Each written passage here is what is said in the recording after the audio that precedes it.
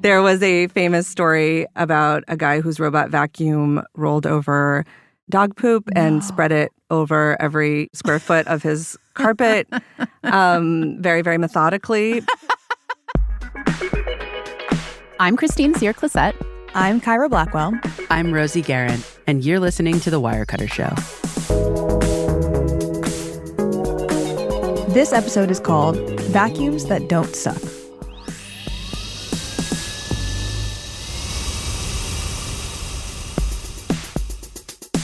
Hello, Christine and Kyra. Oh, hello, Rosie. I'm excited to bring in the first of our spring cleaning episodes. Ooh la la, yes. We're really leaning into it this month. Mm-hmm. That's right. March. Yeah, it's March. It's spring. I'm personally holding my own feet to the fire.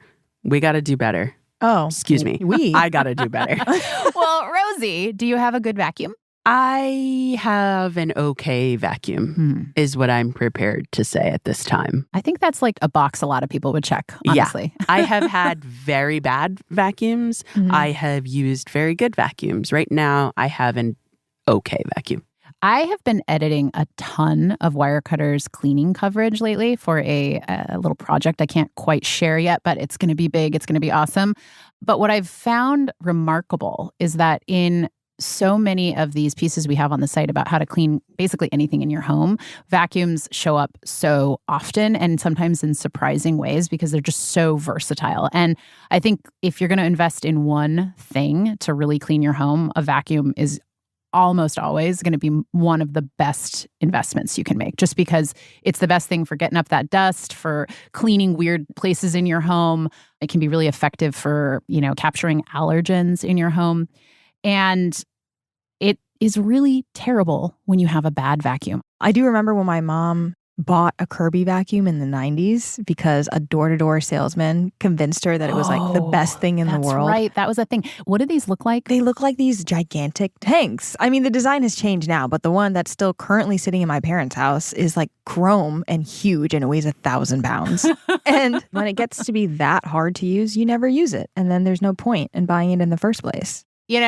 We have a lot of vacuum recommendations on our site. Kirby, I don't think, is one of them. But we've come a long way. We have come a long way. I don't think you have to buy a tank these days, although maybe if that is what floats your boat. That's great. We have lots of options. And we're going to talk a little bit about what is worth your money and time, because I think that's another thing, right? Cleaning takes time. If you get something that's kind of suboptimal, it's going to take you more time. You're going to waste time. This is all about the life value proposition, like the money-time trade-off. What is more precious than time? That's right. Today, we're going to be talking with Courtney Schley, who has been overseeing our vacuum coverage for years. She's also been at Wirecutter for nearly a decade now.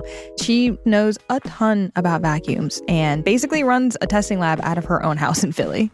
We're going to take a quick break, and when we're back, we'll dive into the first things you should ask yourself if you're finding that your current vacuum is just terrible. May we say it kind of sucks.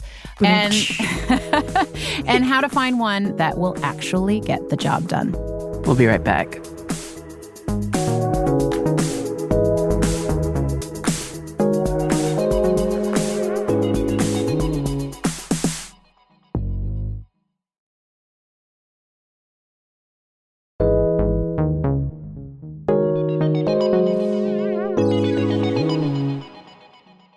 Welcome back.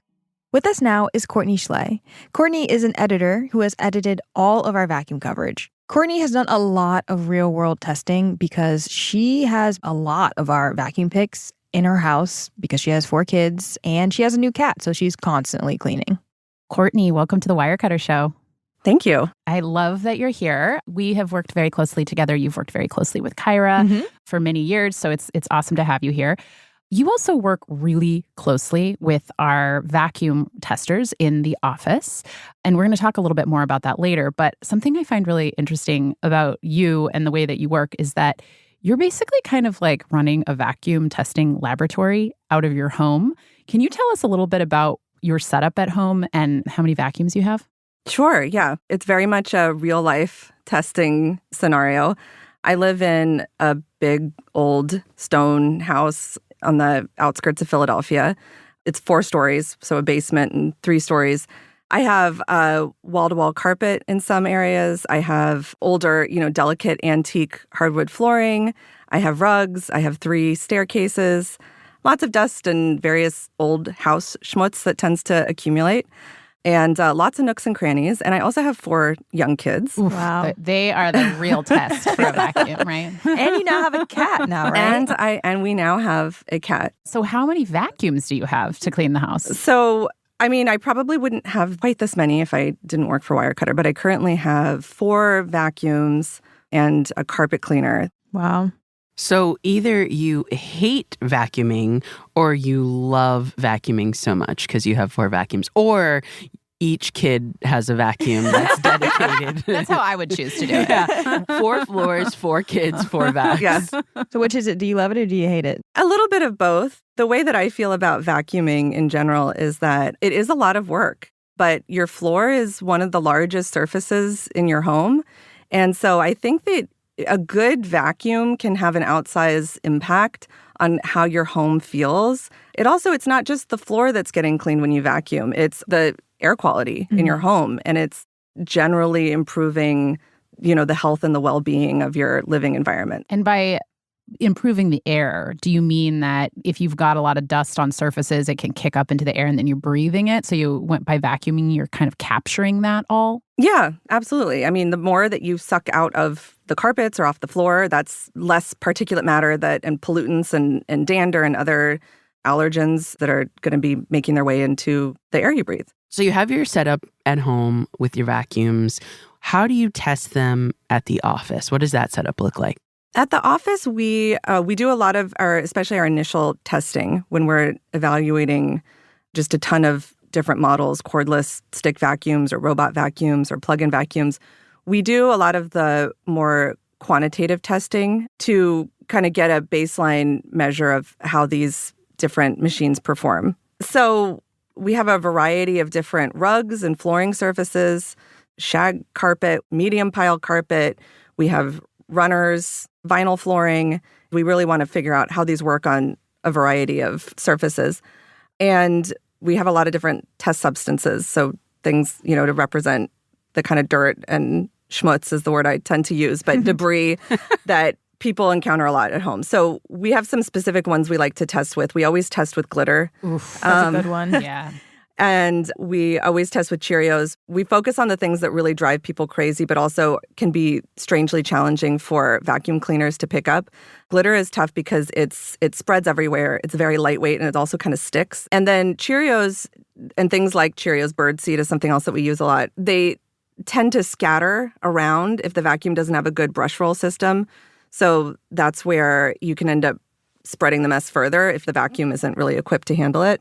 We also test with pet fur and hair. So we buy bright rainbow colored hair extensions because once, the vacuum sucks them up, we can really easily see how tangled they get in the brush roll. Does the vacuum actually get it up into the bag, or is it just going to wrap around the brush roll, which eventually you're going to have to cut it out or untangle it? I find that to be just the worst.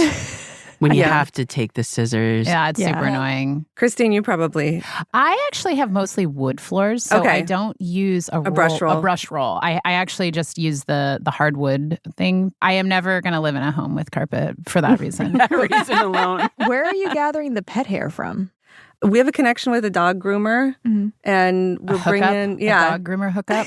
Yeah, get it by the bag. And just every so often, and sometimes we just ask people in the office, hey, can you bring in a bag of fur next time you go to the groomer? So when you guys are testing the office, it looks like you guys are setting up a makeshift obstacle course with chairs and stuff. Yeah, we set up a scenario that would feel like you're vacuuming at home. So what is it like to maneuver this vacuum around a coffee table or around a chair leg or a potted plant or whatever might be getting in your way. And we want to see how does the vacuum handle transitions from bare floor to a rug. Sometimes they'll jam or it won't have enough purchase on the hardwood floor when you're switching.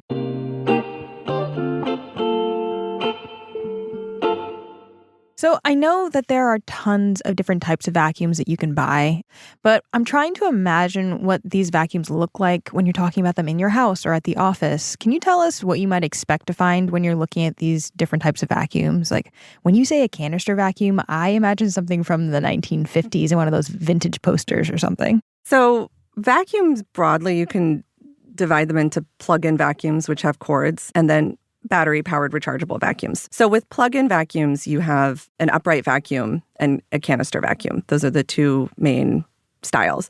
An upright vacuum looks probably what most people have in their mind when they picture a classic vacuum. Mm-hmm. It stands up, it has a handle, it has a bag, and it's all kind of one unit, and it has a long cord. A canister vacuum is a little different. It's sort of more like a pod that's on wheels, usually with a long hose and sometimes this sort of long telescoping wand. So you vacuum with the wand and the canister sort of follows you along on wheels. Got it. Plug-in vacuums that have a cord, they are across the board more powerful cleaners than a cordless vacuum can be.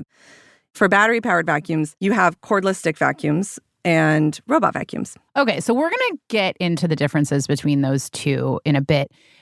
But if you're someone listening to this podcast, how do you decide? What kind of thought process should you go through in terms of deciding the type of vacuum to get? I think the first question someone should ask is, what do you have in your home? First of all, what's the size of your home? And then what is your carpet to bare floor ratio? Because carpets typically need a lot more power to really deep clean effectively than if you have mostly hardwood or otherwise bare floors. The other questions to ask is, who's making the mess in your home? Do you have kids? Do you have pets? Those are also things that are going to need specific way to attack that. And then probably the most important question is, who's going to be using the vacuum? Whatever vacuum you get, it has to be something that's you can use effectively. I don't want to say that you enjoy using, because I think that can be a bridge too far, but you have to at least be able to use it. That may mean thinking about your physical abilities. How comfortable are you moving the vacuum around? It's going to be better to use something that is easier for you to use so that you will actually use it than the most powerful, high-tech vacuum that you can buy. Right. So you might want to be thinking about the weight if you're going to schlep it upstairs. If you're going to have your kids schlep it upstairs. Kids are going to do it. Or like if you have maybe arthritis, is it easy to turn on and turn off? Kind of like secondary questions. Yeah. And also just, what is your cleaning style? Are you a person who likes to attack a mess right away? In which case, something really quick and convenient like a cordless stick vacuum that you have right at hand that you're going to whiz on for a couple minutes. Or are you someone who has, Sunday is vacuuming day and you do it once a week, but you're going to spend, 45 minutes to an hour really deeply vacuuming? Or are you someone who wants something that will just kind of run automatically and do maintenance cleaning? That's where robot vacuums can be really effective. So if I have a ton of carpet and rugs, I might decide I need a more powerful cleaner versus if I have all hardwood floors. That narrows it down to either an upright or a canister. Is that right? Yeah. So both upright and canister vacuums are very powerful cleaners, and which one you choose really comes down more to preference. So upright vacuums, they are easy to store because they stand upright. Some of them honestly look really stylish. The good ones will include a lot of attachments and a hose that you can use for dusting baseboards or getting into crevices, cleaning your upholstery, so sofas or armchairs. They're usually a bit heavier to use on the arm because just the way they're designed, the weight of the machine sort of rests on your arm and you're pushing it forward. Canister vacuums, there's a lot of different accessories that tend to be available for canister vacuums. Some of them you can even get like dog grooming tools to attach to them. Oh, just to like suction up your dog. I would. Like really? Yeah, literally? I think they're. Okay, wow. I think they're like brushes that. Yeah, I know some dogs who would love that. Suction the fur. Like their owners would love that. So the reason why people tend to like canister vacuums is most of the weight is not in your hand. It's in this pod that is on wheels that sort of follows you around as you go through the house. They usually have really, really long cords, so you can cover a lot of distance without having to replug it in somewhere else. But they can take some getting used to if it's not something that you're used to using. It can sometimes feel like a lot of vacuum to handle. Even the one that I have, I sometimes kind of feel like I'm like wrestling an octopus. Things can get a little tangled and twisted, but once you get a rhythm going, it can be a really efficient, effective way to deep clean carpet.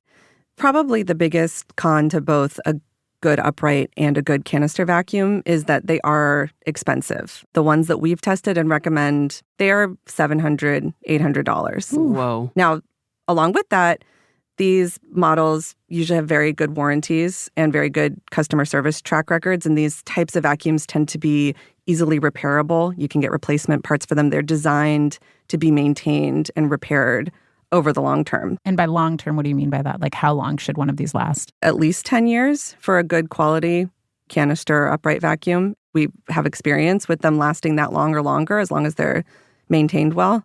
I have a Miele. It is like the basic model, and I've used it for 10 years, been very happy with it. I think it might be reaching its last year, and it might need to be replaced. But it's done its job. But it's done then. a great job for the last 10 years. And, you know, the reason I got this vacuum actually is because I got it around the time I first had a kid. And one thing I was concerned about were allergies, like allergens in the air.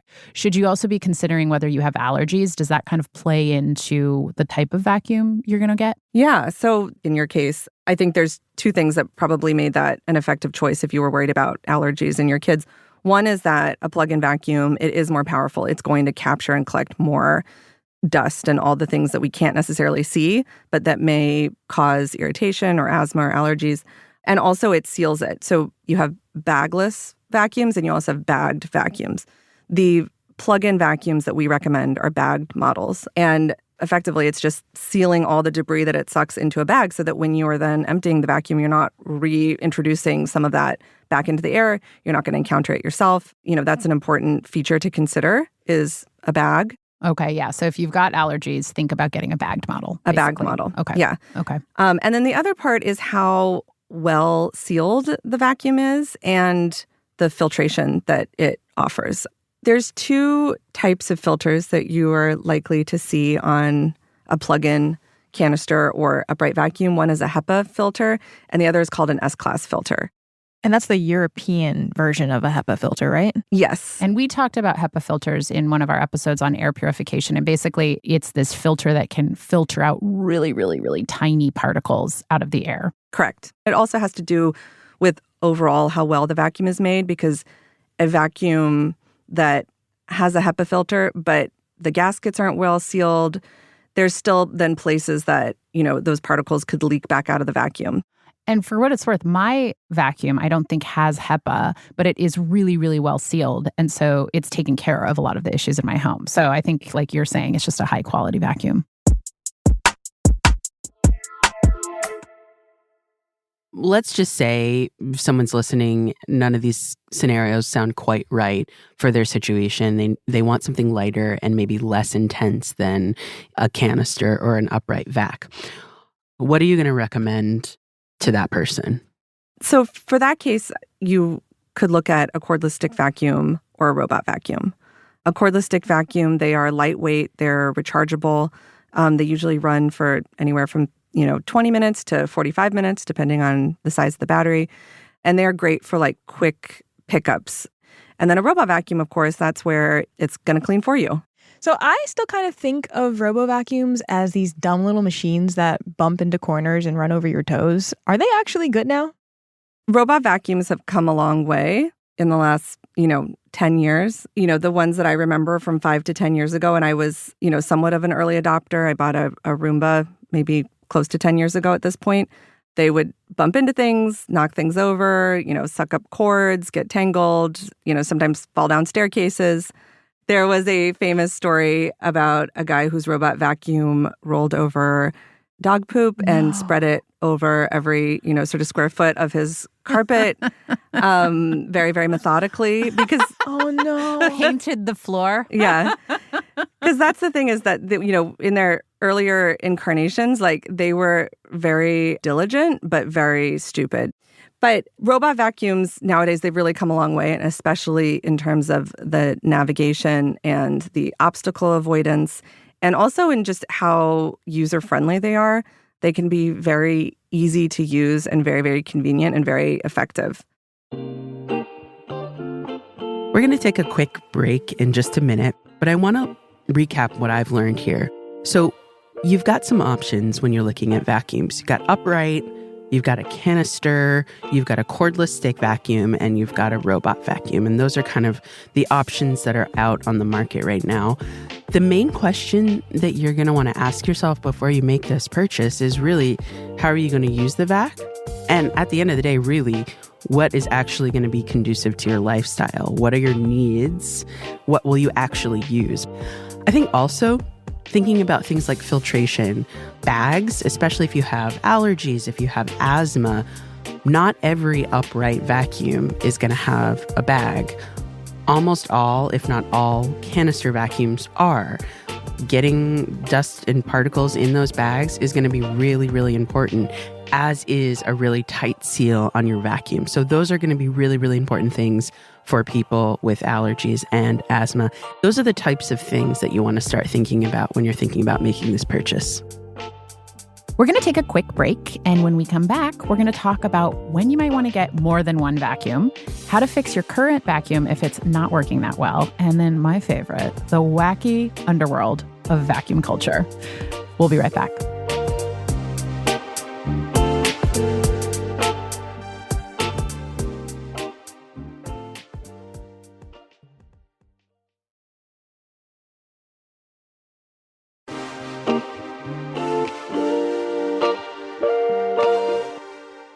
Welcome back. Courtney, before we get into more nitty-gritty about vacuums, I want to step back a little. There's a really intense subculture around vacuums, both online and in person. You know, there are conventions of vintage vacuum collectors. The first time I saw this was on How To with John Wilson on HBO. There's just this great episode in, I think it's season 3, where he goes to one of these conventions, and it's hilarious and amazing and just kind of wild. And then there's also kind of like these subreddits dedicated to vacuums. How has that sort of subculture really impacted your reporters' pieces? Yes, so there is definitely a subculture of people who are very enthusiastic about and interested in and really, really knowledgeable about vacuum cleaners. We did send one of our reporters to a yearly vacuum convention. It was at a vacuum museum in Missouri. They have a collection of vacuums, I think, going back to the 19th century, which is interesting because vacuums, they're a pretty early labor-saving invention. You know, I've thought about it. Like, I don't know if there's any other home cleaning device that has such a sort of devoted following. I'm like imagining like a Christopher Guest movie that's based off of a vacuum Oh, that convention. would be very cool. Yeah, I want to see that. Yeah. I love that people love vacuums. And they're cool machines. Like, they have motors and, you know, suction and hoses and spinning things. And I get why people find them appealing and interesting and want to take them apart and fix them and figure out how they work. And so, you know, we definitely at Wirecutter, I mean, when we're looking for new models to test, we do look really deeply into some of these subreddits. And we also recognize that we are testing and writing both for the person who is really into vacuums and really wants to know all the ins and outs of them, and also the person that hates vacuuming and just wants to know what's going to help them get it over with quickest and painlessly. I love using Reddit when I'm doing mattress research because I feel like a lot of people in the subreddits take a Wirecutter approach. Like, they'll build spreadsheets and then they will give you their long-term testing data, and it's really valuable. But I do remember at one point I was kind of just like breezing through Reddit and I saw that we had changed our main canister pick from the Miele to a SIBO, and the vacuum subreddit was rioting. I thought it was kind of funny, but really interesting that like people are watching what your reporters are doing and like they're having reactions to it. Yeah, that was a big moment when we started recommending canister and upright vacuum made by SIBO, which is another German company like Miele. There was definitely a contingency of very loyal vacuum lovers who felt like Wirecutter had been sleeping on SIBO for a long time. And I agree. They are incredible vacuums. I have 2 of them in my home today. They're really, really well made, really powerful, really great to use machines. Courtney, what about Dyson? Can we talk about Dyson? Because I personally have been obsessed with their products from afar, to be clear. I can't afford most Dyson things. But I do love the design and how intuitive at least they seem. Are they worth the giant price tag? Because they're very expensive. Dyson makes really excellent cordless stick vacuums. They really set the standard. And we have tested dozens and dozens of other cordless stick vacuums. There are other good ones. We recommend several cordless stick vacuums, depending on what someone's priority is and what their budget is. But nothing that we've tested is lighter, zippier, more fun to use, better designed than Dyson's cordless stick vacs are. So to your earlier point, when you said you couldn't say that vacuuming is fun, it does sound like maybe Dyson could make it fun. Dyson can make it fun. They have these features that almost gamify the vacuuming experience. They have this cool green laser that illuminates all the dust that's, on your floor and floating in the air. And they have this particle counter built into the display screen that, supposedly tells you how many particles you're sucking up. I got a new high score. Yeah. I feel very validated by your answer because I kind of thought I was a millennial sucker for buying into the Dyson hype. But it sounds like, at least with the cordless stick vac, it lives up to it. It does. We were not as impressed by one of their plug-in models. They came out last year with a robot vacuum. We didn't love it. We tested it thoroughly, and we would not recommend it over other brands that we recommend. But in terms of cordless stick vacuums, it's not wrong to covet a Dyson.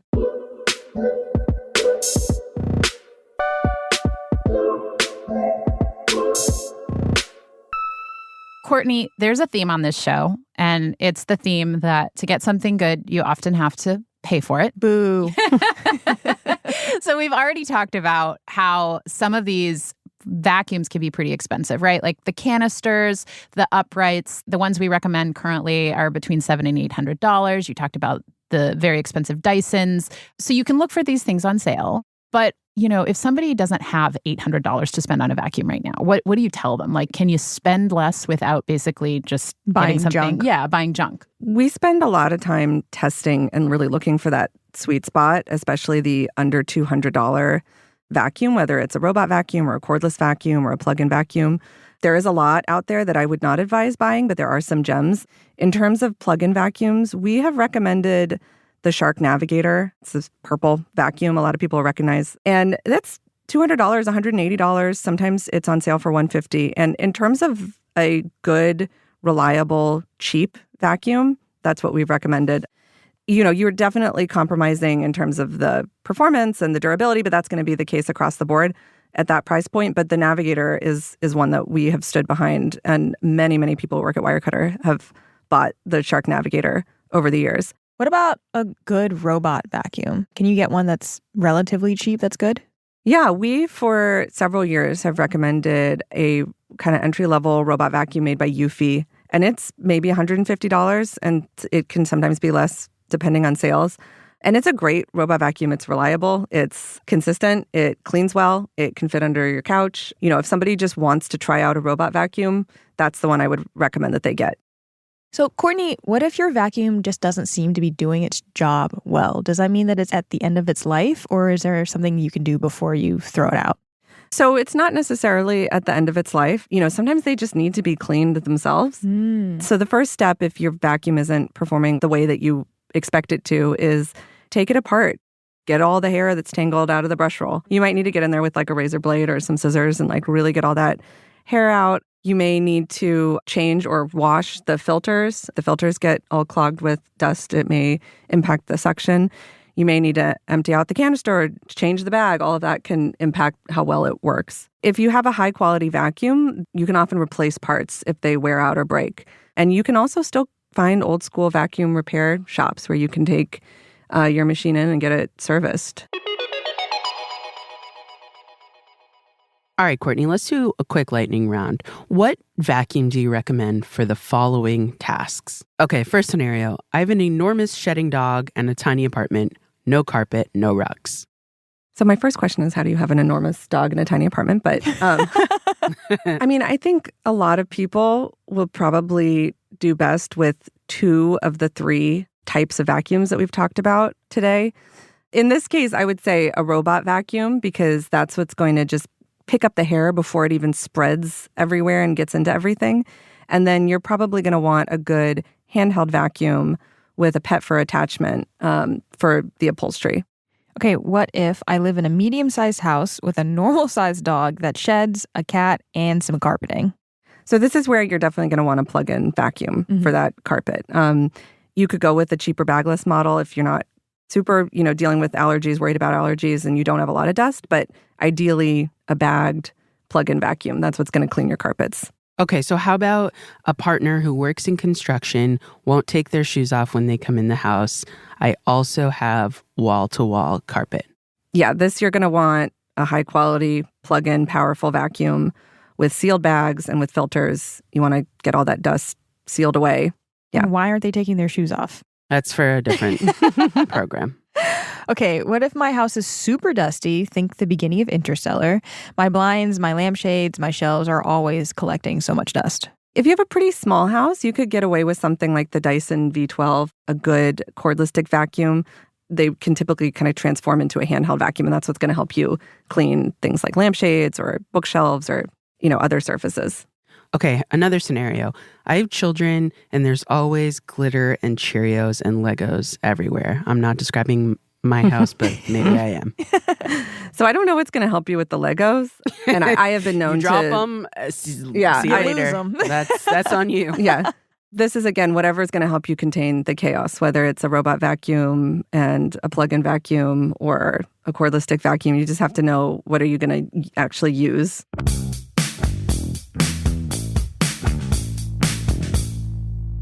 Before we wrap, we usually ask our guests one final question. What's the last thing you bought that you really loved? A Cuisinart toaster oven. You had that on lock. Whoa. Okay, say more. The way that I get my kids up on Monday mornings is Trader Joe's frozen chocolate croissants. Ooh. Oh my God, that's a hack. They're living good. You put them out frozen on like a piece of parchment paper on a pan the night before. They rise overnight. In the morning, you pop them into your oven, or in my case, the toaster oven, maybe 10, 12 minutes. They're brown and melty and crispy, and that is how I rouse my children out of bed on Mondays. I tell them they're chocolate croissants downstairs. Absolutely Wow. amazing. That would work on me now. I know. That's awesome. Thank you so much for joining us, Courtney. Thank you. Thank you for breaking down everything that we need to know about Vax. Appreciate it. My pleasure. Gosh, Courtney Schley really knows her way around a vacuum. Like, wow. She has so many. A lot of kids to be trying out all these vacuums too. I feel like that's my aspiration. If I had more than one floor, I would want a vacuum per floor. I think that's the winning combo. Per kid, too. Yeah, per kid. Yeah. What are your takeaways from this after everything we've kind of just learned about vacuums? So I am very tempted now to go Team Robot. I love my Miele canister vac. I will not be giving that up. I do a lot of deep cleaning with it, but I really love this idea of having a machine go around and pick up the dust and the cat dander and the kid stuff during the week, because I do end up vacuuming a couple times a week. And if I could lower that frequency for myself, I think that would be pretty awesome. Time is precious and time is money. Mm-hmm.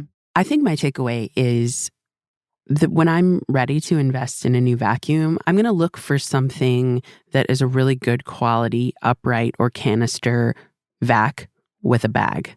I really am looking to something that is going to help seal in a lot of those dust mites, a lot of those particles, a lot of those allergens, so that I'm not absorbing them or breathing them in. Yeah, I like that. I think I'm going to piggyback off of your takeaway, Christine, because I also like the idea of a robot vacuum. I like that it can be your little sidekick helping you pick up stuff. I'm kind of tempted by a cordless stick to pair with it, but I know myself, I'm not going to remember to charge it, so maybe I just stick with a broom and a RoboVac and call it a day. There's nothing wrong with a broom. I use a broom every day. Yeah. Well, if you want to find out more about Wirecutter's coverage, or if you want to check out the products Courtney recommended today, check out our show notes or our website. This month, we've got lots of tips about spring cleaning coming your way, both on the podcast and on our website. Next week on the show, we're going to be talking about cleaning up your digital life. Ooh. Oof, yes. Stay tuned. Thanks so much for listening. Peace. Bye. The Wirecutter Show is executive produced by Rosie Guerin and produced by Abigail Keel. Engineering support from Maddie Mazziello and Nick Pittman. Today's episode was mixed by Katherine Anderson. Original music by Dan Powell, Marian Lozano, Alicia Baitup, and Diane Wong. Wirecutter's deputy publisher and general manager is Cliff Levy. Ben Fruman is Wirecutter's editor-in-chief. I'm Kyra Blackwell. I'm Christine Cyr-Clisette. And I'm Rosie Guerin. Thanks for listening.